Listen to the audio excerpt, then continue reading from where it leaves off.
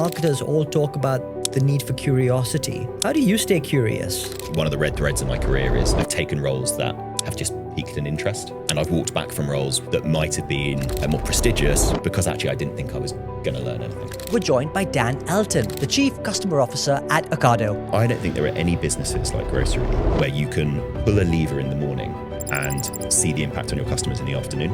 And that's true of small grocery businesses and large grocery businesses alike. Dan's career spans Tesco's, Sainsbury's, Google, ASOS, and Made.com, where he's built a reputation of leading through transformation with focus and flexibility. I am fearful that we have a generation of marketers growing up who have been taught to be marketers by Google Ads or by, Facebook Business Manager. And therefore they think that everything is monocausal and very, very linear. And that simply isn't the case. It's a conversation about leadership, resilience, and how to find growth when the tide goes out. Let's get right in there. Hi, Dan. Amazing to have you on the show. Welcome. Hello. It's fantastic to be here. I've been a huge fan of the show for many years, so it feels like a real moment being here. Well, you're very kind, and we've had over 200 guests, and we've been waiting a while to get you on. But I think now you're settled into your role, it's a great time to do so. But if I think about your history, you've led huge teams through major transformation programs, ASOS, Made, Argos, and so on. So do you have a playbook about leading through uncertainty? I think my view when it comes to transformation is that there is no playbook. And if you go in with a playbook, you're most likely to fail. I think one of the keys is being flexible, but that doesn't mean that there aren't certain things that I hold to be true. And maybe I'll just share a couple of those things that kind of I hold to be true, and more often than not, they do help. I think the first thing is that when you're leading through change, when you're leading through transformation, you have to get in the trenches with your team. You really have to kind of role model it from the front. I spent the first part of my career working in consulting, and then worked at Tesco. And I worked with a lot of senior leaders in those two roles who I'm sure they were adding huge value to the organization, but they were very remote from what I was doing and what most of the teams were doing. And I kind of said to myself, if I'm ever in a position where I'm doing that, I won't be as remote. I will, I'll get very close to them. And I think when you're leading through difficult change, kind of getting right into it is absolutely critical. The second thing is that progress isn't linear. It only looks linear when you're looking backwards. It's not a straight line. There's a great writer that I love called Shane Parrish, and he wrote that progress is falling over and over again, and then getting up and thinking that you've walked in a straight line. And I think leading through transformation is very often like that. I think if you were expecting one set of outcomes through change, you're more likely than not to be disappointed. So reminding yourself that actually you have to stay flexible throughout, you have to stay pragmatic. I think that's really, really important. And then I think the final thing that I would say about transformation is you don't need more time. You hear a lot of leaders talking about time. You don't need more time, you just need more focus. And I think one of the themes that may well come up today is I believe in doing big things to big things. That's not my line. I read that somewhere else. So credit to whoever it was that said that. But I believe in doing big things to big things. And I think when you are leading through transformation, a relentless focus on those big things is really the only thing that will help you succeed. So no playbook per se, but just a few kind of personal tenets, I guess. I love the thought. So joining those two dots together, absolute laser focus on the big things, yet managing the process with flexibility to be able to get there. Yeah. I think that's a really nice way of thinking about it. And continuing on the theme of new things, you're just new into your role at Ocado, 3 months in. What would you say are perhaps, when you were just starting in that new role, did you again have any sort of thought process around what levers you were going to pull, or how would you kind of approach it or advise someone approaching a new role as they get in? Besides, don't join in the summer.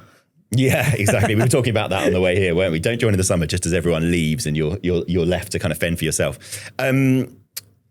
So I think what has helped me at Ocado, and possibly what has helped me in other roles as well, is not walking in with too many assumptions. And I don't think this will be new to your listeners, but you often hear about, when you're new to a job, and I'm sure the two of you have experienced this in your careers as well, you often hear people say, when I was at so-and-so business, we did this. When I was at so-and-so business, we did this. And I think you kind of have to learn what's different. So maybe I'll bring that to life a little bit about Ocado. So grocery is in my blood, or maybe in my heart is a better way of putting it. I spent 10 years working at Tesco and Sainsbury's. And while I've had a little holiday working in kind of lifestyle brands and working at Google and ASOS, grocery is what I really, really love. And so I figured I knew grocery coming into my life at Ocado because I had that decade behind me. But the reality is it's an incredibly different business. And, if you consider that the grocers their marketing kind of model is really about brand building, Ocado is not just that at all. So we are a brand. We are absolutely a brand. And the first kind of marketing model we are is a brand. And we need to put focus on building that, reminding customers why we're unique and why we're special and give them reasons to shop. But there's kind of two other business models which are like hidden within Ocado that I just had not considered until I joined. And so I'll tell you what they are, but staying flexible and realizing, that I didn't know that much was kind of helpful. So the second business model is we're more like a gaming business or a subscription business. It's all about life cycle marketing.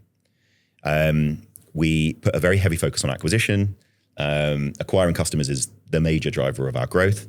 And so actually, we have to have a marketing team that, has the skills that you would more commonly find in a subscription business or in a gaming business, in a gambling business. So that's the second business model. That was maybe more obvious. But the third business model, which I was completely unprepared for, was in many ways we're more like Hilton or British Airways. They have aeroplanes, they have hotel rooms, and they are trying to maximize the revenue from those. And I've never worked anywhere near that space.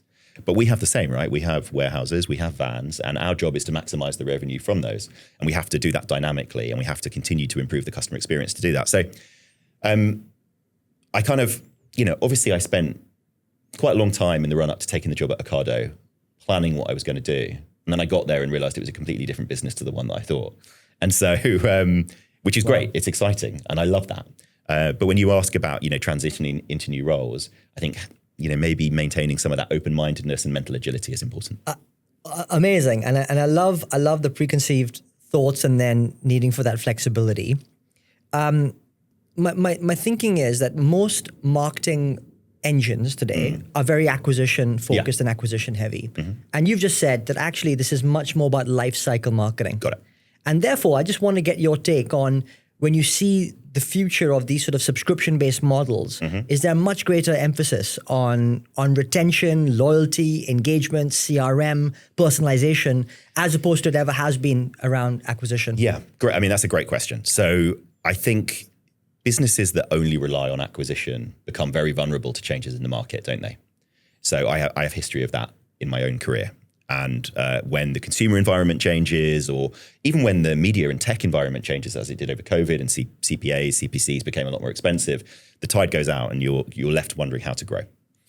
I think what I find most exciting about Ocado is just how much opportunity there is.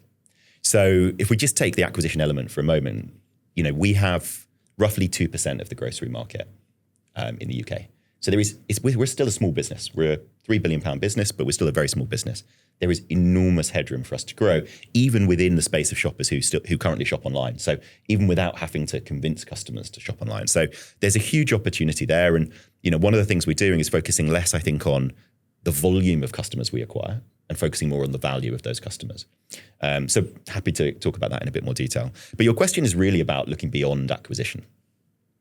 And I think that is certainly where mine and my team's focus will be in the coming months. We are increasingly seeing digital businesses that are locking customers into their ecosystem. And I have huge admiration for many of those businesses. Amazon taught us all to do it with Prime. But, I have huge respect for Tesco and what they've managed to do with the Club Card. Customers aren't always able to explain what value they get from Club Card, but they will tell you that it's a big barrier to shopping away. So we have to think about what that means for us. Now, I think our advantage is we're a digital first business and we can do it through the proposition. We can do it through the customer experience. And so we can be a little bit more agile without maybe having to expend the capital that a lot of our competitors Yeah. are. So we're not going to give up on acquisition. We're very focused on acquisition. But you're absolutely right, Richie. Like we really do have to now put a focus on growing customer loyalty and lifetime value. Today's program is brought to you by two fantastic organizations. First up is Studio Space, a leading on-demand marketing agency platform. Studio Space gives marketers complete control over their projects, from matching the right agency to your brief, to managing contracts and invoicing, and even tracking all of your spend data all in the one place. They take care of everything and it's totally hassle-free. They even guarantee the work. So check out Studio Space today. Our second sponsor is the Marketing Skills Trust, a charity with a mission to make marketing a better place for everyone. They provide grants to help create a more equitable industry and support initiatives that really do drive diversity, inclusion, and create opportunity. The trust has been instrumental in leveling up the marketing skills across the board. And do take a look at their website for more information. Now, let's get on with the show. When the tide goes out, he said. Yeah. So, I mean, I'm maybe you were hinting at MAID and COVID, and I think you've talked a bit about the challenges and maybe some of the scars, but also the learnings. So we'll come back to Ocado for sure. But I'd just love to hear, when the tide went out. Tell us about that. Yeah. So, I mean, the potted history there is I left Google to join MAID and agreed to join them at a time when they were growing very quickly. Just IPO'd, it was hugely exciting. And then unfortunately, by the time I joined the business, the Ukraine war had started. We were in a very inflationary environment. There was a bit of a supply chain shock and a lot of our products were coming out of the Far East. And so I joined a very different business to the one that I thought I was joining. And people with much more experience of MAID have, I think, spoken about what happened there. So maybe, I won't focus on exactly what happened at MAID, but I'll just talk about my journey and what I learned. So, I walked out of an incredibly interesting, challenging, and very rewarding job at Google to go and take my first executive role, which is what I had always wanted. I had this itch. I wanted to do a leadership role. I wanted to join an exec team. And the reality turned out to be, a poison chalice, if you like. So I had a choice very early on. Do I go back to Google with a tail between my legs, or do I stick around? And I chose to stick around, and I would say it is among the top decisions that I've taken in my career. I heard someone recently, I can't remember who it was, say, if you want to succeed in your career, you've got to embrace the schlep. Which is kind of a Yiddish word for, schlep is like the hard work. Yeah. And I love that. I absolutely love that. And so, if I'd have gone back to Google, which was very interesting, very rewarding, but not a particularly challenging job, convincing people to buy search advertising is not the world's hardest job, I don't think. Compared to what we did at MAID, I learned more in 6 months than I probably had done in the previous 5 years of my career. So I embraced the schlep. I got in the trenches with the team. We talked about transformation before.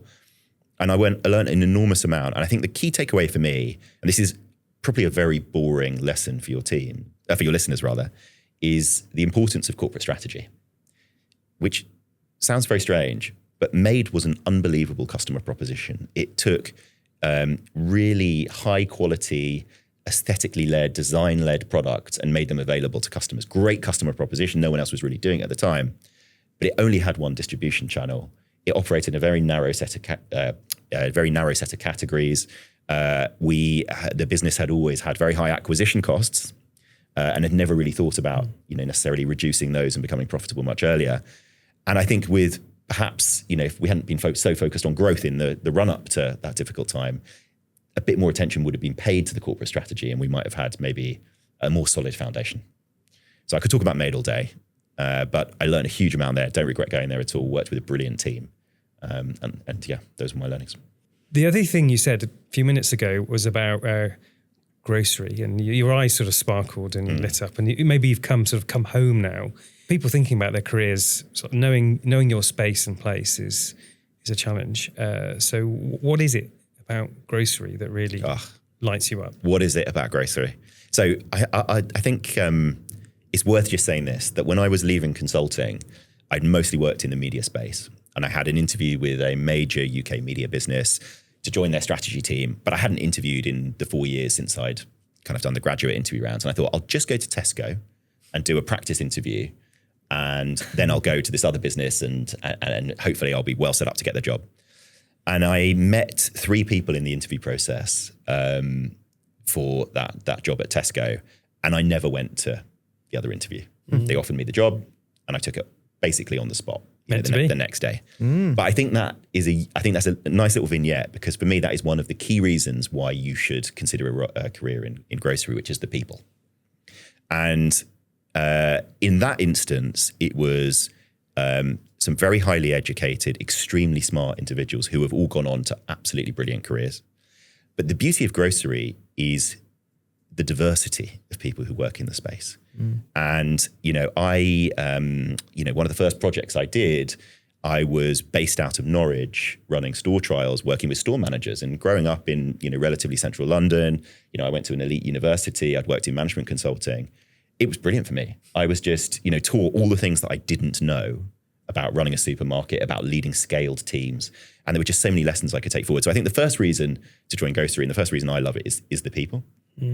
But the other reason I love it, and it's particularly relevant for us in the kind of consumer and marketing and commercial space, is I don't think there are any businesses like grocery where you can pull a lever in the morning and see the impact on your customers in the afternoon.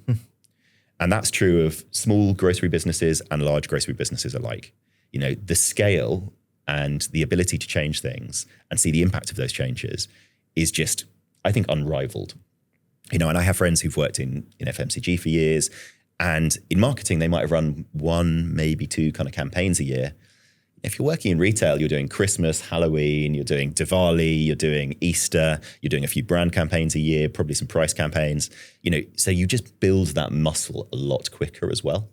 So it's the people, it's the ability to do big things and see the impact quickly, and to learn, really.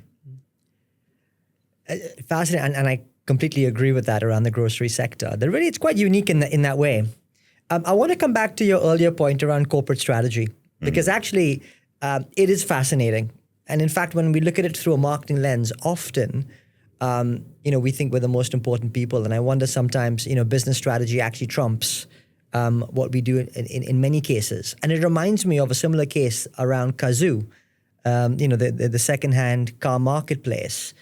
And it was a fascinating sort of way where they were one of my favorite brands. Indeed, they sort of grew at tremendous pace, brand value and salience, and yet monumental failure eventually as a consequence, I think, again, of corporate strategy. So I think it's a fascinating sort of thing to dwell on for a moment. But I want to maybe look at it from a career lens, because if someone's deciding on a role, often I don't think they pay enough heed to that layer when deciding about what company is right for them or not.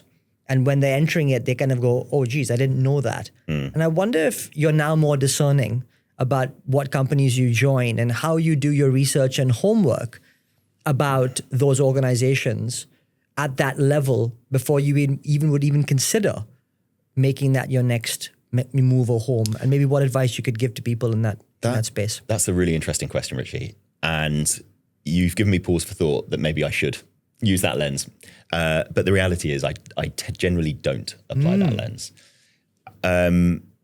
What I will say is that as I've taken on more senior roles in my career, I have become increasingly aware of the importance of having a kind of manifesto before you join that you agree with your boss, the CEO, the board up front, so that you're not having to do that when you join.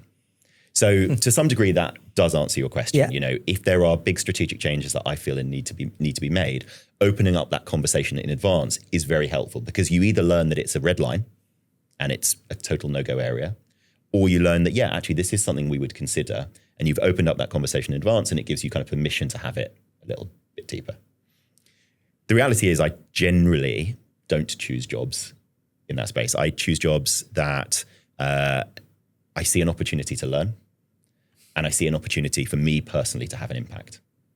I have never I've come close to taking jobs in the past and walked back from them because I've looked at it and thought, you know what, I'm not sure I can add a huge amount of value here. So I came in an earlier point in my career, I nearly joined some early stage businesses. It was something I really wanted to explore. And the deeper I went in the process, the more I realized actually there is someone better for this role than me. So the roles I take today are roles where I think they're kind of in my sweet spot to some degree, which might sound crazy because I've kind of done quite a lot of cross-category, cross-sector stuff, but they're all roles where I feel I can have a kind of a right to do something. So you've from consultancy to marketing gives you sort of a backbone of strategic thinking. But if you think about what your finest work as a marketer, and I'm interested to know whether that's going to be a campaign or something executional or something strategic, but what's been your finest work as a marketer? So I'm thinking about that question, but actually I know exactly what I'm going to say in my heart. So I'm just going to go with my gut here. So I often describe myself as a cynical marketer. And what I mean by that is that I am a firm believer that communications are generally the worst lever to change customer behavior. They are a very important lever, but in the pantheon of product and experience, I'm afraid comms normally come last. So when I answer that question, it won't be a campaign.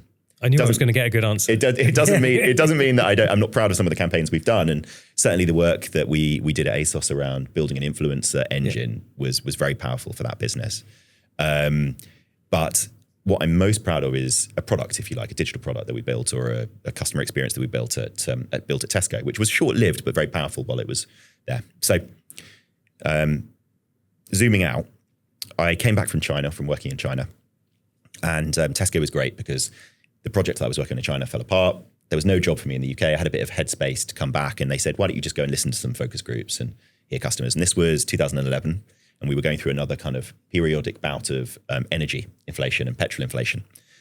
And I heard a customer in a focus group that was really just talking about life and financial pressures. I heard her talking about filling up her car. And she said, I literally go to the pump and my hand shakes because I don't know whether I'm going to be able to afford to fill up my car in the morning. And I was completely struck by this. And I thought, financial stress is terrible, but to be at the pump and not have any idea is truly dreadful. So I thought, and I was in this focus group with a couple of colleagues. So it wasn't all my work, but we came up with an idea which we actually stole from a retailer in the US to offer customers discounts on their fuel around Clubcard. So it was called Clubcard Fuel Save. I think it was live in the UK for 2 or 3 years. Customers loved it. You could earn pennies off your fuel when you went to the pump. We had this neat little kind of device where you used your voucher and the pump rolled back, so you could see, which was again something we stole from this US retailer. So customers could see the benefit, and it was very successful. Very cool. It wasn't core to Clubcard, so eventually the business decided they wanted to go in a different direction, which was totally fine. But it was, I think, for me, the most powerful thing that I've been involved in because it was directly related to a consumer insight and a very obvious consumer insight. Yeah. And I know that, and this is another reason, by the way, why grocery is great, because, you have the opportunity to work directly with consumer insights. So yeah, for me, that's the best one.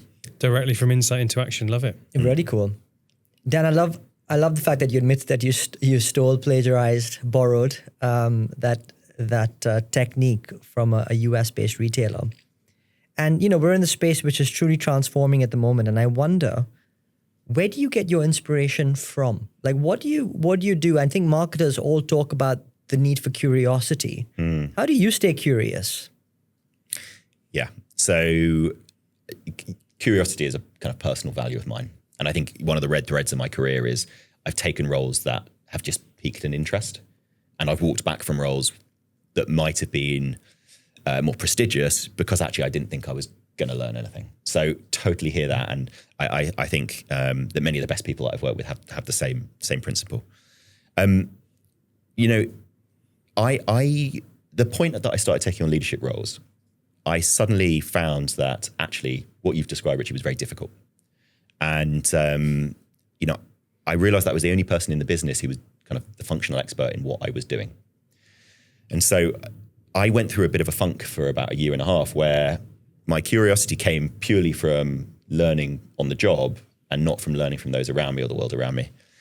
And it was in conversation with a mentor who said, you need a network. And actually, this coincided with being approached to take a place on the Marketing Academy Fellowship. Yeah.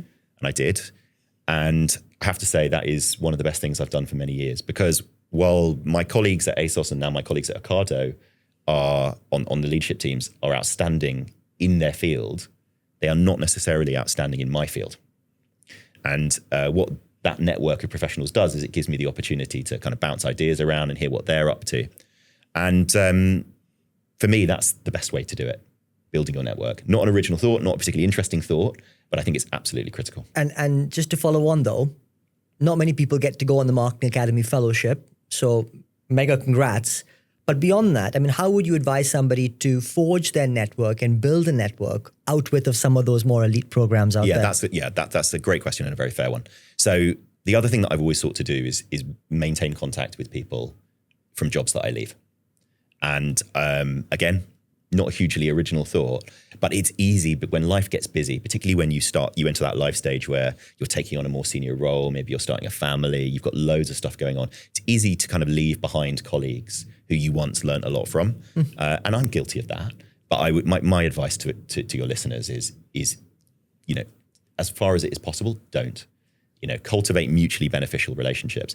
The other thing I'll say is, find yourself into those elite networks. You don't have to do the Marketing Academy Fellowship to join the myriad of WhatsApp groups that are out there that I'm part of, that are not that particular community, that I learn a huge amount from. Sure. And so speak to people around you, get involved in those networks. That's a great way to learn.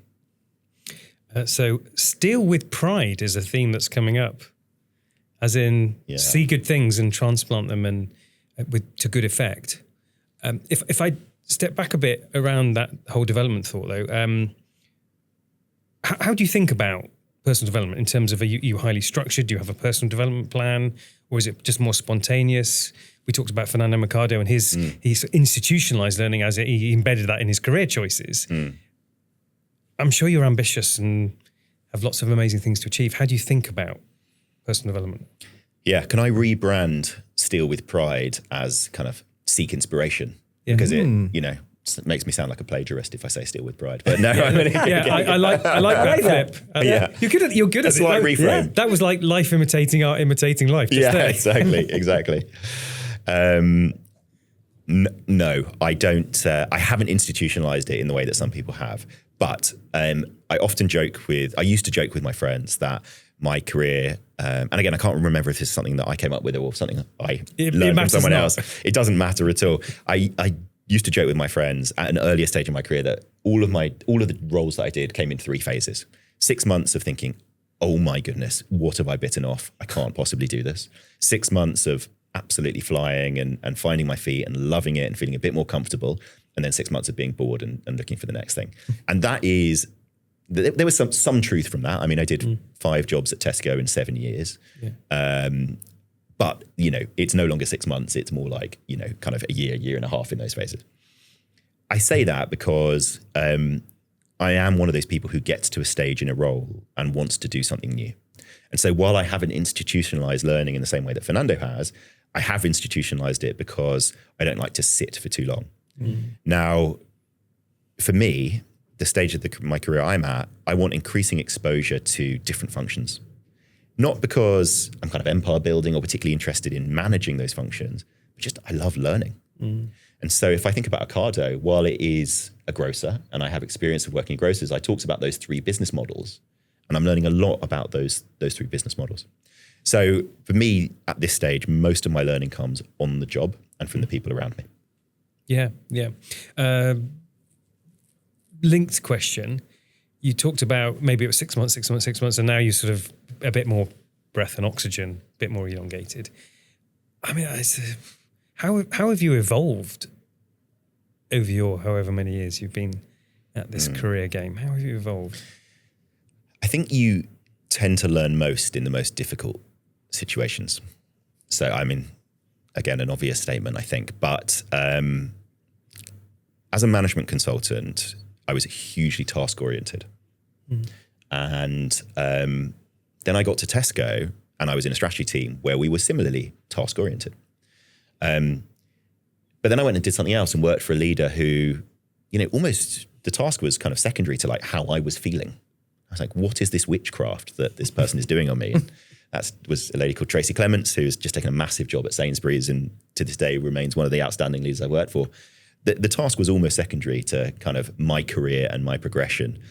And, she kind of pushed me towards things that I never would have thought I could do. So that was one of the big turning points. I would say the second big turning point for me came in the dark days of Tesco in 2015, 2016. The business had been through a succession of crises and a succession of CEOs. And actually what I learned there was, actually I don't want to be like a lot of these people.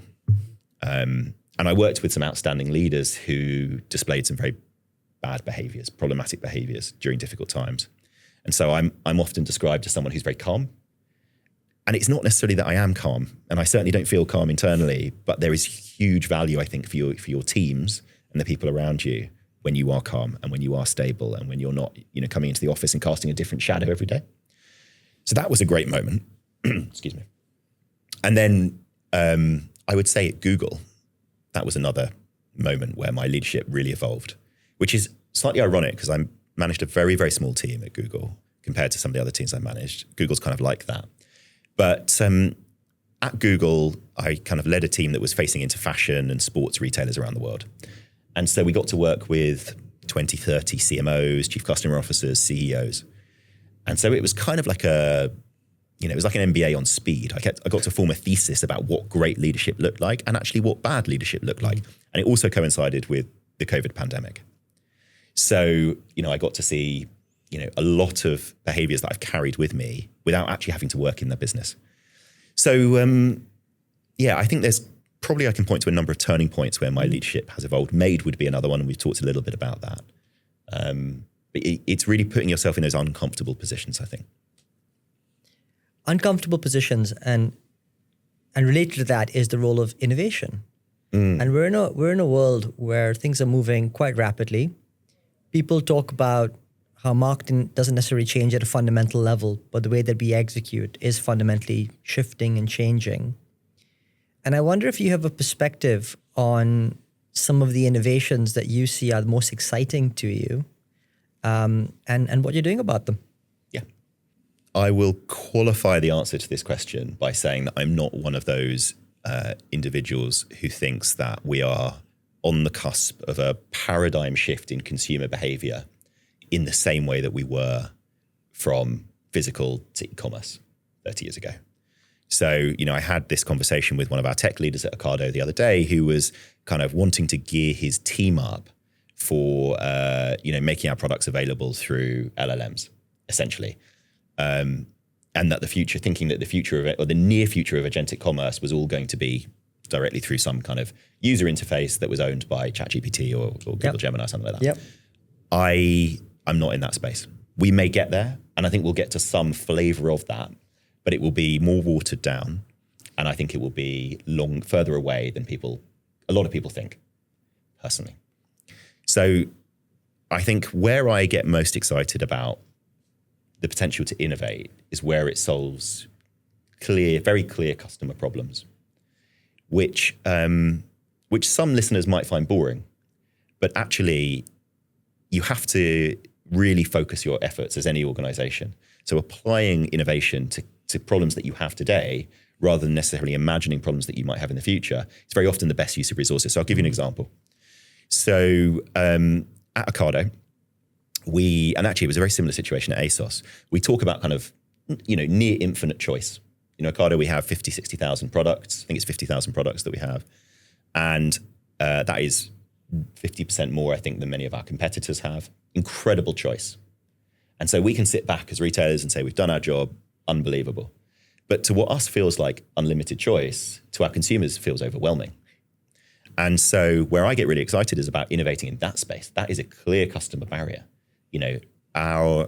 The M&S range on Ocado is incredible, but there are thousands of products. And so at the moment, we're starting to think about how we can use AI to better improve search and discovery, which is not a fundamentally different paradigm. It's not a fundamentally different process. It will just be a new application of technology to do that. So I see huge potential in that space. And then I also see huge potential in customer services. So one of the parts of my job that I enjoy the most is leading our customer services function. And we already have an outstanding customer services function. And we're not cost obsessed. But the opportunity to serve customers more efficiently and get better results is, because of generative AI, is hugely exciting. A large number of kind of queries that we get are kind of high volume, low complexity, rules-based things. Where's my order? Where's my refund? I had an item. And using generative AI to help people kind of come in, get the answer, get on with their day is really, really exciting. Very cool. Yeah. So we tend to innovate around the brand and real customer problems. I love it. I like your perspective, not to get carried away with things and fixing problems of today. A problem that every senior leader faces. Where do I put my time and energy? How do I be effective and efficient? How are you using Gen AI personally, if at all? So actually, we had a conversation, Mark, before I started at Ocado that was a real moment. So for context, I had a couple of months off between jobs. It was fantastic. And I spent most of it picking up my kids from school and going to the gym. And when I spoke to you just before I started, you said, I've spent the last couple of months really diving into AI. And I was like, oh my goodness, I should have done that. So you were a real positive. Kids have grown up. So what else, you were a real positive prick to my conscience there. So I think I will answer that question directly. But one thing I'll say is a contrast between the organization I left and the organization I joined. One of the things that I think Ocado has done brilliantly is making, we have a relationship with Google. And Google's AI workplace tools are available to everyone in the organization. And our tech team have invested the time in making sure that they are used in a way that is compliant with our business rules and that we have a ring-fenced instance. And what it allows you to do is just experiment without any risk. Whereas the business that I left, we were kind of a little bit angsty as an executive about making ChatGPT or Copilot available to colleagues. Would they leak any sensitive information? And those are very legitimate concerns. But, I think pushing through that and giving people the room to experiment has really helped me. And I know it's helped another number of other colleagues. So how am I using it? Which I think was your question. Honestly, the most effective way that I'm using it at the moment is, or I've just finished using it, is as part of my induction. So I'm very fortunate to lead quite a broad set of functions and high performing functions at that. And there is a lot to read. And I like reading. I prefer reading to kind of, sitting in a meeting and talking about it for hours on end. But I just can't read everything. So I've been using Notebook LM my team have been using Notebook LM to consolidate some governance meetings and presentations, distill them down to a couple of podcasts. I can listen to those podcasts on my commute in or my commute home. And that has been an absolutely brilliant way for me to get up to speed quickly. So that's the first thing I do. I obviously use it for personal productivity in the way that many of your listeners, and I'm sure you do, so I won't cover that. But the most recent application that I've been using it personally is in ways that help me reduce my anxiety at work. So I'll give you an example of what I mean. So when I start a job, I tend to spend the first 6 months thinking, can I do this? What do people think of me? Am I qualified? And I'm sure that will be something I'm not unique in that respect. I'm sure that will be very familiar to a lot of your listeners. So what I have done is if they listen to this, and I doubt they are, but if my colleagues on the executive team, I've created custom gems, so custom GPTs that essentially mirror the feedback that my colleagues on the executive team give me or give around the organization. So I fed it with personality traits and fed it with business results. And then the real unlock was feeding it with, we have a kind of comment culture. So we write documents and PowerPoints or Google Slides and people comment on them from the top of the organization all the way through. So I fed it with those comments. And then when I'm creating something or when I'm asking my team to create something, we put something through it. And it's a very good predictor of the types of questions that are going to be asked. So if Hannah, who's my boss, who's the CEO at Ocado, is listening, I have a Hannah gem. And I don't use it every day, but I use it for some of the bigger work that I'm doing as just a bit of guidance. And it's not intended to totally replace her or mimic her. It's intended to challenge me and get me out of rivers of thought that I've got. And that I have found to be really, really valuable. I think you've got to get out of jail free card. If you just simply created one for you and gifted it to other people, then it's all equal. Yeah, that is true. So I've done that with my writing style. Yeah. Because I like to write kind of long form documents. I'm entering a kind of slides culture, and I'm trying to get some of the team to write down what they're thinking, because I think writing is generally the first step in like structuring and success. So I've done exactly that. It's interesting. I was speaking to an organization that does AI personas for customers. Interesting. Really cool. And so basically what they do was exactly in the similar vein that you were talking about, these custom GPTs, but they use a vast amount of your data to be able to bring in, to create the persona. And they basically give it to every single marketer that sits alongside. So every micro decision that is then made can then be used, held up against what your customer type looks like. And so therefore, even if, whoever they are, your marketer across the department, whether they're looking at a a piece of copy, right through to an image, right through to a strategy, right through to whatever, you've always got the customer right there front and center. I just thought that was really smart. Yeah, love that. And I wonder, to what extent do you see the world of, I know you talked about some things won't change and some things will take more time to ingest than others, but do you see the world of things like AI for market research and for strategy, particularly around, GPTs and things like that, being quite commonplace in the marketing function of the future? I find it difficult to imagine that you will be able to use AI to replace the richness that you get from deep qualitative insight. Not that it can't get some of the way, but that you'll be able to go the whole way. Because I think probably all three of us in our careers have sat there in those focus groups and listened to customers. Yeah. And that was a big moment for you at Tesco, as you described. It was a huge moment for me at Tesco. But it doesn't mean that AI can't be used to get some of the way. I've got a colleague who's our chief commercial officer at Ocado, who said there's a real danger in living in the executive summary. And I think that is very much true of AI. There is, if all I do is distill 20 governance documents down to a 20-minute podcast, there is a real danger in losing the nuance. So I think you have to learn when there's an opportunity to do it, when there's not. Where I do see, and again, I'm sure you've had other guests who've talked about this, where I do see huge application for AI in customer insight is processing big data, hyper-personalization, being able to identify segments that are not based on the heuristics that we tend to use. We split up our segmentation based on your life stage, your life cycle. You were a newly acquired customer, a nursery customer, a mature, a lapsing, a lapsed, a reactivated, and we tend to split it by really obvious stuff like, how much of a foodie you are, or whether you're very price sensitive. There's a huge application for AI in helping us identify segments that we do not even know exist. So true. So yeah, huge applications in customer insight, but it won't go the whole way. I think you're much more commercial than the average CMO or marketer. We had Andrew Morton on a couple of weeks ago, and he was telling us about the dark arts in the media landscape. How do you apply your commercial perspectives to finding vendors and getting through to transparency and trust? Yeah, that is a very live, possibly the most live conversation in most of the marketing organizations that I've sat in recently.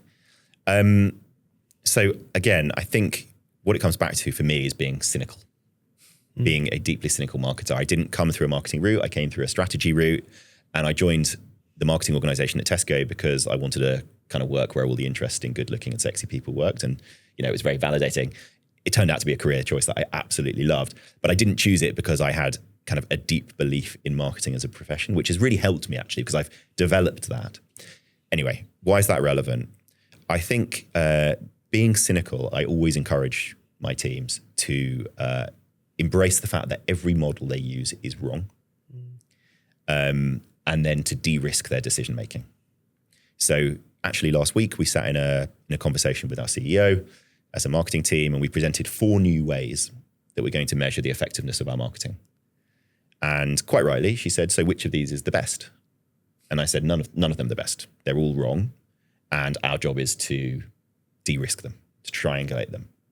There might be times where we're going for growth and we want to believe the answer that is a little bit more punchy. And there might be times where we're trying to tighten up. We need a little bit more focus on profitability or short-term aspects, and we'll go for something which is a bit tighter. I don't think there is a silver bullet, but embracing that is key. And I think one of my words of advice, actually one of my pleas for marketers listening, is don't let your mental model for marketing be informed by your attribution model or your econometric model. nothing happens in isolation. Nothing works in isolation. Everything is interconnected. There is no such thing as brand or performance marketing. There is only marketing that has more of effect on some objectives than other objectives. And I am fearful, because I've seen it, I am fearful that we have a generation of marketers growing up who have been taught to be marketers by Google Ads or by, Facebook Business Manager. And therefore they think that actually everything is monocausal and very, very linear. And that simply isn't the case. So that's one of the things that I try and unpick with the team.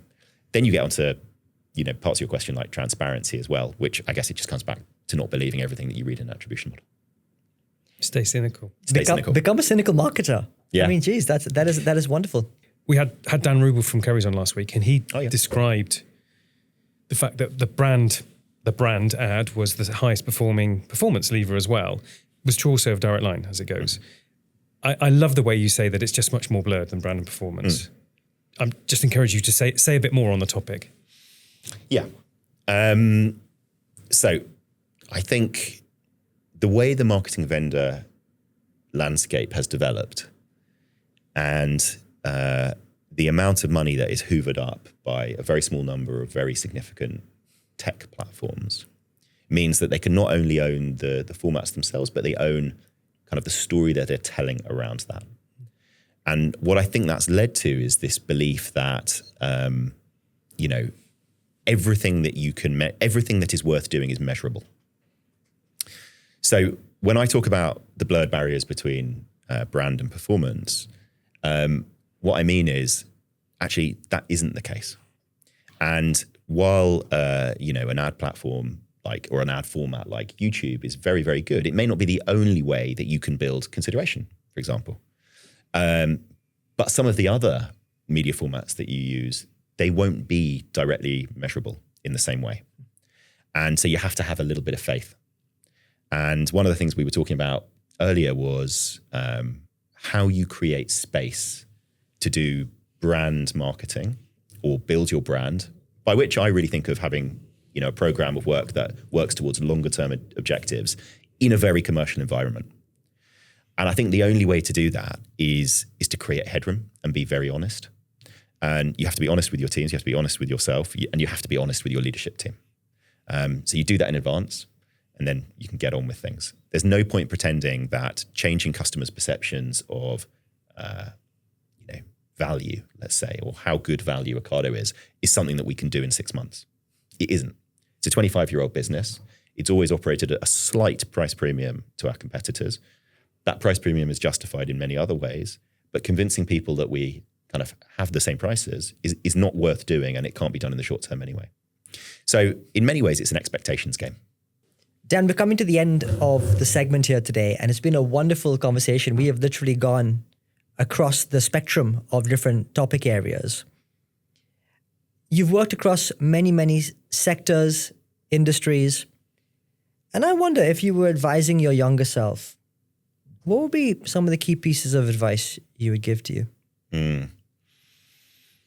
I still think of myself as a young self, but I'm not. So I'll